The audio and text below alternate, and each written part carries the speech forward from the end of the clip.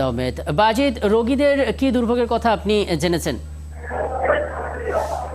আপনি নিশ্চয়ই জানেন যে গতকালকে থেকে কিন্তু মেডিকেল ইন্টার্নি চিকিৎসকরা তারা ধর্মঘটে ডাক দিয়েছে। আপনি নিশ্চয়ই ছবিতে দেখতে পাচ্ছেন এখানে কিন্তু ইন্টার্নি যারা চিকিৎসক রয়েছে তারা স্লোগানে মুখরিত করে রেখেছে। বিশেষ করে রংপুর মেডিকেল কলেজের ভারপ্রাপ্ত পরিচালক আব্দুল সালাম তাকে কিন্তু অবরুদ্ধ করে রেখেছে এবং তারা স্লোগান দিচ্ছে এবং তাদের যে দাবি সেটি হলো যে নিরাপত্তার দাবিতে তাদের আজকে এই ধর্মঘট, অনির্দিষ্টকালে ধর্মঘট।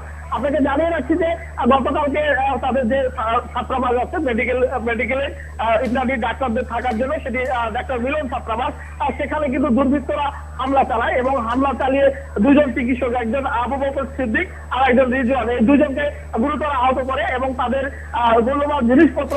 এই ঘটনার পরপরই তো দুই দফা দাবিতে এই অনির্দিষ্টকালে ধর্মঘট চলছে, তো এখন পর্যন্ত কোনো সমঝোতার খবর কি আপনি জেনেছেন? আর রোগীদের কি দুর্ভোগের চিত্র আপনি বলছিলেন? আমি কিছুক্ষণ আগে কিন্তু মেডিকেলের যে ভারপ্রাপ্ত পরিচালক আছে তার সাথে কথা বলেছি। তিনি যেমনটি জানিয়েছেন যে ইন্টার্নি যারা ডাক্তার আছে, চিকিৎসক আছে, তারাও এখানে আছেন এবং তাদের সাথে সমঝোতার এখনো পর্যন্ত সেরকম কোনো উদ্যোগ আমরা এখনো দেখিনি। হয়তো কিছু আলোচনা হয়েছে প্রাথমিক পর্যায়ে, কিন্তু সেটি চূড়ান্ত পর্যায়ে পৌঁছেনি। তাদের কর্মসূচি কিন্তু অব্যাহত আছে। বিশেষ করে মেডিকেলের চিকিৎসা নিতে আসা হাজারো মানুষ তারা ভোগান্তির শিকার হয়েছে এবং আপনাকে জানিয়ে রাখছি এখানে যারা চিকিৎসা সেবা দেয় মূল ডাক্তারদের বাইরে কিন্তু মূল চিকিৎসা সেবা পরিচালনা করে এই ইন্টার্নি ডাক্তাররা, কিন্তু এরাই কিন্তু তারা আজকে ধর্মঘট ডেকেছে। এ কারণে পুরো রংপুর মেডিকেলের চিকিৎসা সেবা ভেঙে পড়েছে, অর্থাৎ রোগীরা অসহায় অবস্থায় তারা সবাই পার করছেন এবং ডাক্তারের জন্য তারা জরুরি সেবা পাচ্ছেন না। আমি কিছুক্ষণ আগে কিন্তু এখানে এসে প্রশাসনের সাথে কথা বলেছি, তারা এ পর্যন্ত কোনো উদ্যোগ নেয়নি।